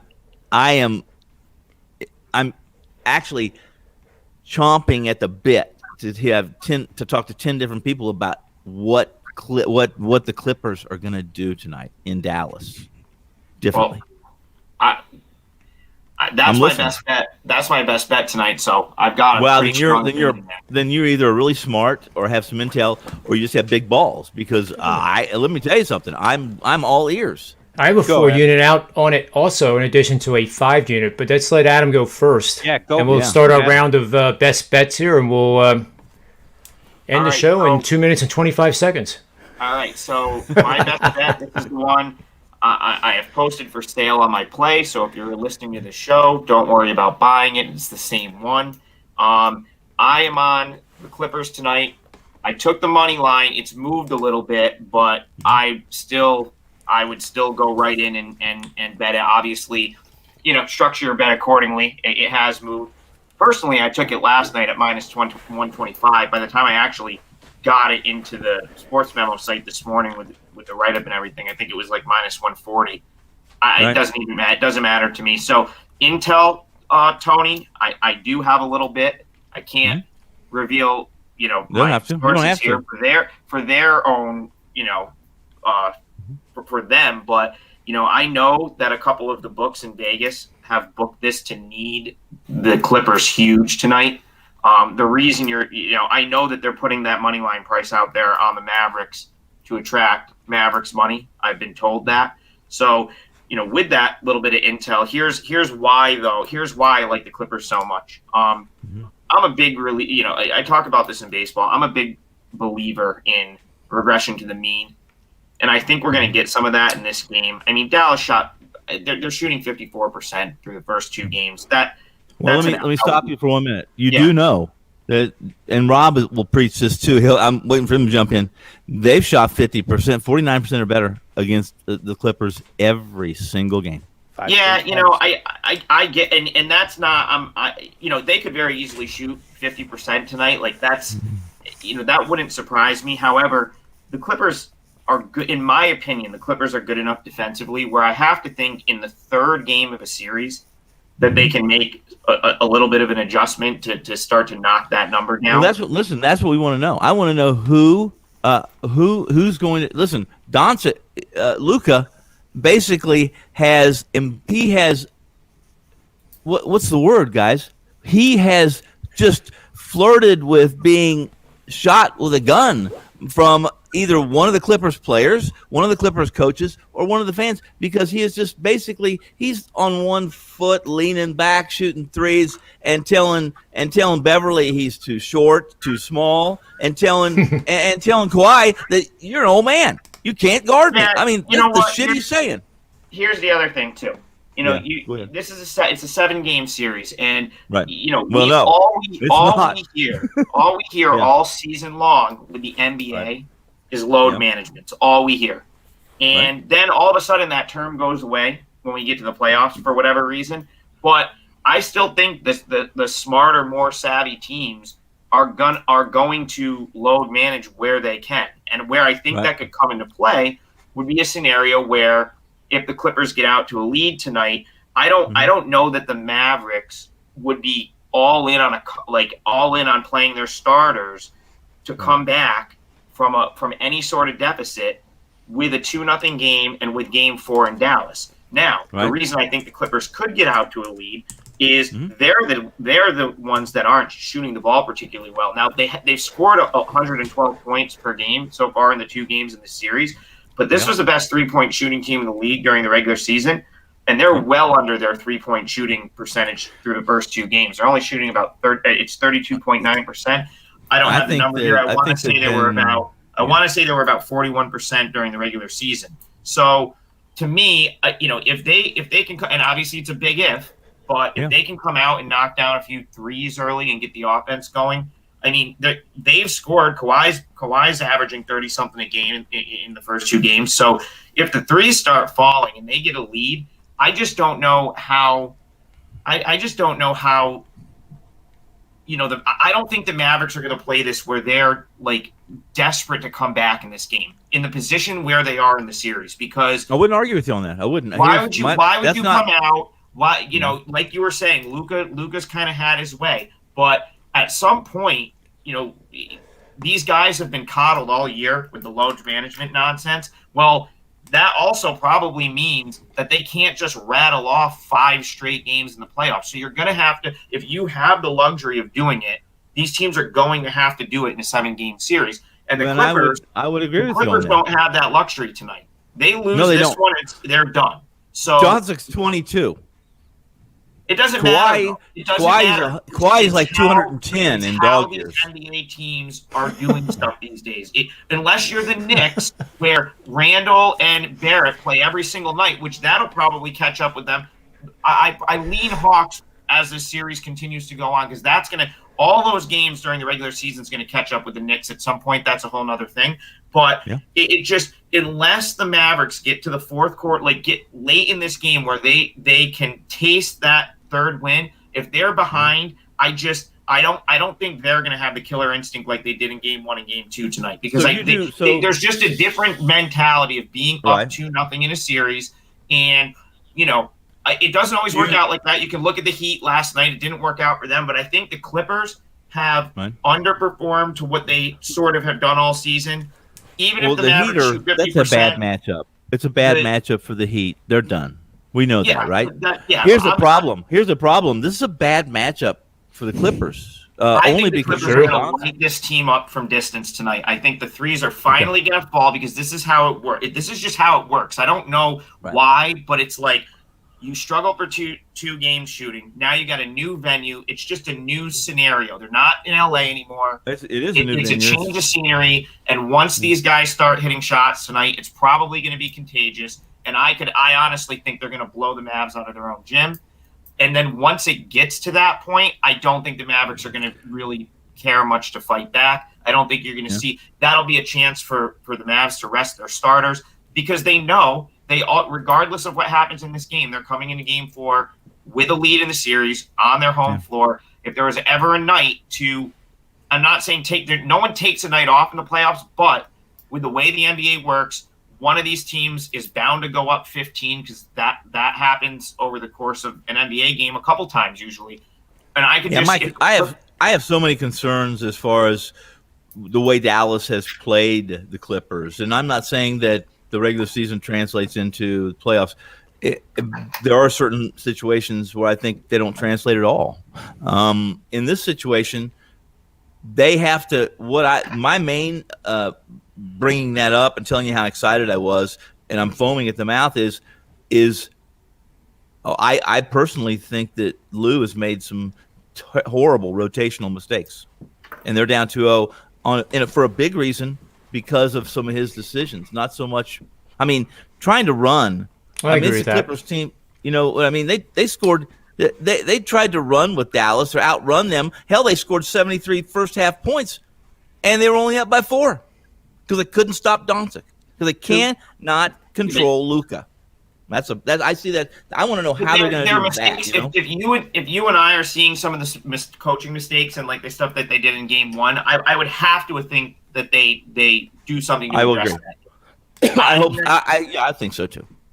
And I have and Bill says Leonard had 42. They still lost, but like that right there is because the Clippers are accustomed to getting threes from guys that just weren't making threes. So normally, you know, Kawhi still had his because he's Kawhi Leonard and he's gonna get his. But I just think a combination of the Clippers potentially shooting it better from 3. You know, like Tony, I don't disagree with you that the Mavs could shoot 50% again here, and that wouldn't surprise me. But I think they're not going to shoot. I don't know if they're going to shoot 55 and keep, you know, their average of 54 in this series. I think if you get a little bit both ways, and it really comes down to it, I just have a hard time seeing the Clippers down 3-0. Listen, I do too. Well, I'm going to be the tiebreaker, guys.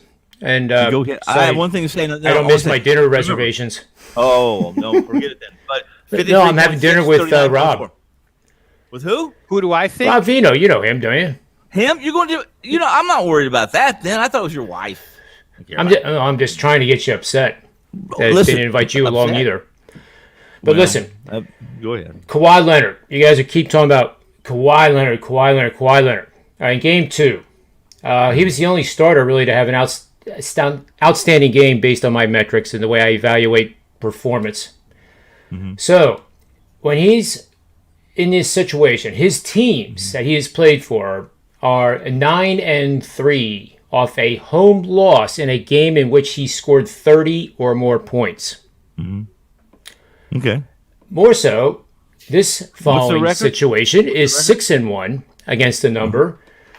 The Clippers are 6-1, coming off a loss in which both Leonard and Paul George scored 25 or more points.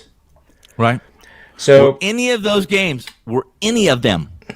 over Dallas? I don't know the answer to that unless I run the query again. Okay. But I put more emphasis into that. That is considered a bad loss when you have Paul George and Leonard score that many points and you lose. That's a bad loss. I don't care what team they're playing for, what the name of the mascot is. Let's take it a step further. Why is it a bad loss? Because 41 and 28 equals 69 points, and that's more than that's like 60% of the scoring necessary to win a game in the NBA at home. In my orbit, I would say that's an expected loss. Yeah. If you don't have balanced scoring, if you don't have anybody else in double digits other than Jackson, who scored 15 and 5 of 12, what I'm saying is, listen, the Clippers shot 54% from the field, 40% from the three-point line, and 90% from the free throw line, hitting 18 of 20 free throws. They were beaten mostly. I mean, they out-rebounded Dallas. Understand something? They out-rebounded Dallas. They had only 2 more turnovers. That's it. But you know, if I'm in the, let's say I'm in the chat room and you don't know me, I'm almost thinking now, hearing that Dallas won by luck. Makes sense, right? No, they shot 58. They shot 59% from the field, 53% for 3-point I'm just saying, line, if I was in the chat room, listen, and they won missing 11 free throws. Yeah, they ski. For those who want to go back and watch Wager Talk today, I got asked this question by somebody in the chat room on Wager Talk today. Rob, please talk me off of the Clippers. And I said I can't do it. And Tone, the only reason I can't do it. Yep. Here's the deal: because we know they can win. If you're playing this game as a fundamental handicapper, then there's no way in hell you're going to come out with, well, Kawhi's going to do this. Well, Paul George, everybody's going to do this because they've done all that. They've done everything. This will be the 6th straight game. Forget about adjustments, guys. It's 5 straight times where Ty Lue has tried to adjust, and they can't. They've tried everything. I asked Tony Mejia yesterday. I said, the only thing I can think of is they haven't played Luke Kennard. Luke Kennard's a 44% shooter from 3. Tell me how worse he can be on the floor. They can't stop Luka in any way, shape, or form. Patrick Beverley didn't play 2 of the 3 games the regular season, right? No. He comes back for the playoffs, and they think, okay, we got Patrick. He chewed Patrick Beverley up. They see Beverly that matchup out. He played 22 minutes too many. Beyond Beverly, guys, when Beverly and he came played off 23. the floor and they had to do something else, they found a way to get switches with Zubats, and then he chewed Zubats up. So last game, they tried to put Kawhi Leonard, all-world defender, on him, and by halftime, Kawhi was gassed. Yeah, he didn't cover him anymore. Another problem that's is my point. And it shows up in the shots. So, listen, the only reason you played the Clippers tonight, and there's a shitload of money on the Clippers, believe me, everybody's but you played the Clippers. This is why I couldn't talk somebody off of it, because situationally, that's right. Situationally, you're playing the Clippers on do factor, or they have to, or they can't go down 0-3, or I expect they're going to do better when they can't really do any better. And if you're playing fundamentals, and you've seen 5 games already, then you say it's a bad matchup. It's like boxing or anything. All games or series are matchups. So I'm 50-50 on it. I do believe I'm not, but the you're Clippers are the Clippers are and Adam's right. Listen, a lot of gut plays. We all play. Sometimes we say, listen, none of what I'm about ready to tell you makes any sense, but this is what I'm playing. Right. And that's the point, Tony. You can't argue Adam playing the Clippers tonight, because situationally, if it's situational based, I understand it fully. Yep, me too. If it's fundamentally based, and somebody's going to tell me that they're going to do things differently and they're going to shoot more threes and make more threes, that's all well and good. They've done all of that. They've actually tried, as you pointed out, they've tried to increase tempo. This is the slowest tempo team, second slowest tempo team in the NBA, and they try to run themselves into a victory, and they couldn't. What do you do? What do you do with this total? Look, this total it's coming down after they scored 250 points. Well, it's under. Listen, I believe that's the way the Clippers have to play if they want to win this game.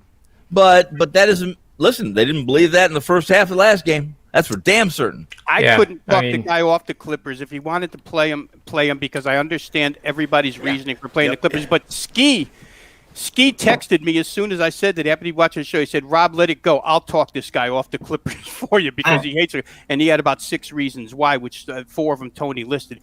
It's as tough a handicap. No one could talk him off the Heat yesterday. And then what did he do on Twitter? Why did I bite on the Heat? Yeah. Because I gave him 100 reasons why you cannot play the Heat. Yeah. Well, the bottom line to this one is, no matter what the result is tonight, if people cash their Clipper tickets or Maverick tickets, I'll understand either way. Yeah. The final result, I could see it working both ways. Dallas will have the full house. Dallas will have 15,000 in there tonight. That's right. That's the problem that I have with the game. You know, is that it's going to be a big sellout that we haven't seen in a long time, and those fans are going to be nuts because when was the last time Dallas was up 2-0 in a series? Yeah, but that could wake the Clippers up too a little bit, though. I mean, of course. You know why I want the Clippers to win tonight? You know why I want the Clippers to win, guys? You can bet Dallas in Game 4. So I can get the series. I will bet the Dallas series price at that point in time. You should be betting them now. We talked about this. I know we should be, but I want better. I want better. So we got Adam's best bet on the Clippers. And like you said, I mean, I would at this point. I gave it out a little earlier. I have probably a better, the money line's getting a little expensive. As Rob said, it's 150. A buck. I'm showing $1.55 and $1.60 right now. Yeah, $1.48 at bookmaker. Yeah. I personally think if Clippers win, they cover. I think that's what I'm saying. I agree with you, John. I think they are going to blast the Mavericks tonight. I'm just going to say it. I think they're going to run them out of their own gym, and it's going to be like game on going to game 4. So I would agree 100%. And the one problem I have with this whole thing, why you can't stop Luka, is because a lot of times he's not your typical big man. First of all, he's not the big man that runs down and sits in the box. He actually brings the ball up the He's court, a guard. so you cannot double team him. he's also He not cannot double team him. So He's Magic Johnson. He's Magic Johnson on steroids that can actually shoot the basketball exponentially. So that's the matchup problem, I think. Am I right? You can't double team him, get rid of the ball and make somebody else beat you. Well, Hardaway will beat you. Right now, Hardaway will beat you. Yeah, he's and high. badly. But how would you, if you were the coach, how are you going to double team him? If he's bringing the ball up, you can't. Listen, you can't. You can't. have to blitz him. You have to blitz Doncic. But who are you going to use to blitz? Who's going to blitz? Leonard. And how are you going to scheme behind? Well, you got to bring 2 guys at him. How are you going to scheme behind him? Well, it would be Leonard and George, and then you're going to get them tired playing defense so hard on the offensive end. Who's going to have Porzingis then? He's open for dunks then all day. Yeah, the difference between the Clip and where the Clippers fall short here, guys, is they have no rim protectors. Zubats is not a rim protector, and Luka's game is played getting into the lane, either finishing or dishing from there. Yep. And Zubats can't stop him. Now, when they run into the Lakers and they run into Drummond and they run into Davis and they run, it's a different matchup. That's why these series are all about matchups. There's other teams that can beat this Dallas team and drum them pretty well. But this ain't one of them. They could win tonight. Situationally, they have to. Their season's on the line. So it's interesting. Real quick here, guys. First half line, Clippers -2.5. Game line, Clippers -3. Yep. How about Brooklyn? -3.5, -8.5. All right. So why aren't you laying a 3.5? Right. I am. I did. Mm-hmm. I did. I believe that's a scenario where a team gets up by 20 in the third quarter, and in the fourth quarter, not one of the big 3 are going to see a minute. Yeah, I could see that. Yeah. The oddity where the first half line is basically the full game line. In Miami, you had different favorites. Miami's favorite first half, Milwaukee was favorite game. It's just crazy. The numbers that come out here. You saw the number today, didn't you? After the game, what they put it's still not enough. Yeah, I'm showing 2.5 first half and 5 for tomorrow. It's still not enough. Yeah. I mean, Miami's done. They're done. They know they're done. And the Wizards. Best coach in the NBA knows they're done, and he's got Broadway ticket plans. What'd you say? I said so do the Wizards. Oh, the Wizards. Jimmy Butler just looked second half. He looked like he was finished, and if he's finished, the team is finished. Yeah. He was done. I like that. Listen, guys, I got screwed on my total in a Philly game. I want the Wizards have to play a little closer. If the Wizards are 5 or 6 points closer going in the fourth, I bury that total. Tone, if they're not 2 of 22 from 3, you bury that total. I know 2 that. of 22. Oh my God. A two sub 50-point quarters, third and fourth stanza yesterday. I was a winner. I'd already spent my money. I had to go return the shit. I got in quick. I played over. I got in quick. I'm gonna do my best bet. I don't know what Tony's was, but I know what mine is. Go, buddy, go. The Dodgers. I'm Walker Buehler. Walker Buehler, laying the wood. I don't care. That's the tale of 2 starting pitchers, polar opposites. Mm-hmm.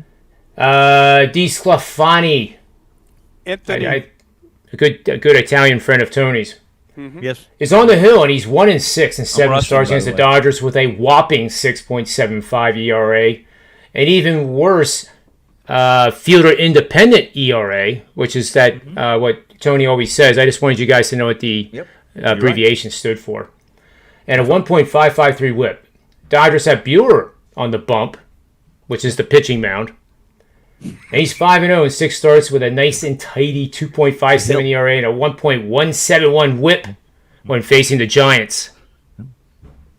Trends continue. Dodgers win. My best bet is the Dodgers. On to Rob Vino. You see how quick I did that, Tony? I love that. Don't listen. Don't get into that. Don't get in that group of pricks. All right. Listen, it's gonna buckle the F in. I'm gonna take 10 minutes. I'm gonna tell you every single itty bitty detail.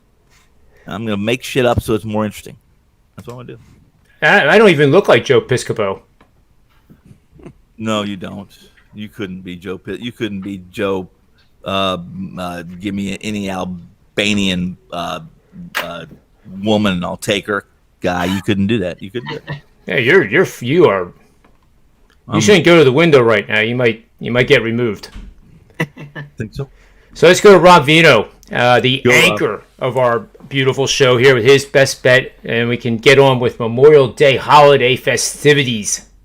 Yeah, John, I'll be quick with you because I built that case. I'll double down with you. I was on the Dodgers. I built that case on Wager Talk today with President Teddy. I laid 1.5 runs with Buehler. I think minus 105. I think you talked about DeSclafani. You talked about Walker Buehler, the career numbers.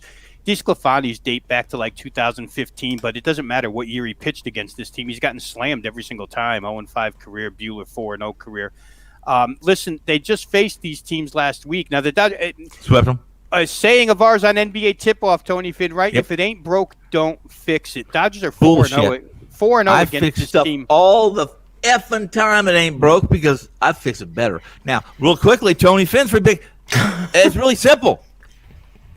Fade Seattle against left-handed pitching, and I don't care if it's Bucky Scribner throwing with his left foot. He's a punter. I know. Lyles and Texas. As a dog, by the way, as a dog. Book it. Against a team hitting 191 with an on-base percentage of 263. Mr. It's Vino, stupid. please continue. He was done. Vino was done. Oh, he was?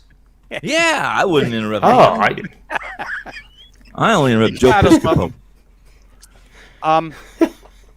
Real quick, John, where the Dodgers and San Francisco are concerned, 2 of the 4 wins were by 1 run. Both of those were facing Alex Wood, left-handed pitcher. You just go through the Dodger numbers. I won't go through them. Against righties and lefties, their offense is like night and day. They lead the major leagues in a lot of offensive categories against righties. They're in the bottom 10 in a lot of offensive categories against lefties. So you can explain away the 1-run wins against Alex Wood, but they're 4-0. 23-12, they've outscored 23-12. They outscored this team over the course of those 4 games, and the Giants are just in over their head against these guys. Buehler, the Dodger bullpen guys, which caught a lot of heat, and mainly because of Kenley Jansen early on, it hasn't really had to work at all. You go through the game logs, the last 12 games, these starting pitchers going deep and deeper now. Yeah. Buehler 7 his last game. I could see him going 7 here. I like the Dodgers. I'm with you, John. I just laid the 1.5 and took a better price. We need to put Jansen to sleep. He needs to be put out of his. He needs to be put down. You do like Simpson. Dave Roberts needs to be given his severance and a plane ticket to wherever. What's the AAA baseball team in New Mexico called? Nucleotides or something? It's something nuclear. Or Japanese capper. What's his name? I can't remember his name. I forget his name. Brandon. He and Brandon can go handicap Japanese baseball. Get Dave Roberts. If he didn't win the World Series last year, he'd be gone. He would be gone right now. Gone. But go ahead. I'm sorry to interrupt you. Well, the Dodgers are playing pretty good right about now. Jansen. Tell me more about how I'm wrong. Oh no, I've always agreed with you that he should have been either benched for a while, find out what's wrong, fundamentals, technique, whatever, or be the setup man. Be the setup man for a couple games. The worst situational team in baseball is the best team in baseball. Is a complete oxymoron.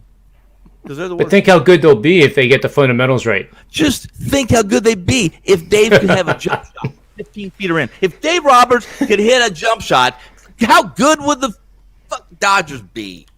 Well, the Sixers might be better if Dave Roberts could make a jump shot and spend time with Ben Simmons. I mean, that would be good, right? Well, yeah, Ben Simmons just needs to smoke more dope. He'll be fine. All right, he will.